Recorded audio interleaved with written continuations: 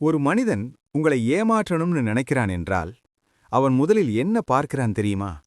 உங்க நல்ல மனசை இல்ல, உங்க பலவீனத்தை.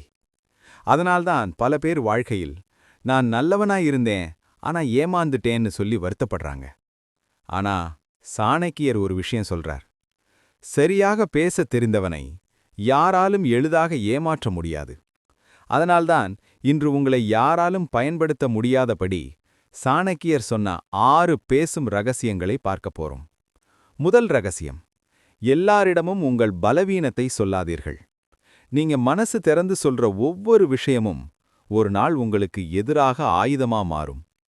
இரண்டாவது ரகசியம்: உங்களுக்கு புரியாத விஷயத்துக்கு ஆமாம்னு சொல்லாதீங்க. சரி, நான் யோசிச்சு சொல்றேன்னு சொல்ல கட்டுக்கோங்க. அந்த ஒரு வரி பல பெரிய பிரச்சனைகளிலிருந்து உங்களை காப்பாத்தும். மூன்றாவது ரகசியம்: அதிகமா பேசுறவங்க அதிகமா தவறுகளையும் செய்றாங்க. அதனால்தான் சாணக்கியர் சொல்றார், அமைதி என்பது பலவீனம் இல்லை, அது புத்திசாலிகளின் கவசம். நான்காவது ரகசியம்: யாராவது உங்களை அழுத்தி உடனே முடிவு சொல்லினா அது பெரும்பாலும் உங்களை ஏமாற்றும் முயற்சிதான். புத்திசாலிகள் ஒரு விஷயத்துக்கு உடனே பதில் சொல்ல மாட்டாங்க. ஐந்தாவது ரகசியம்: எல்லாரையும் நம்பாதீங்க.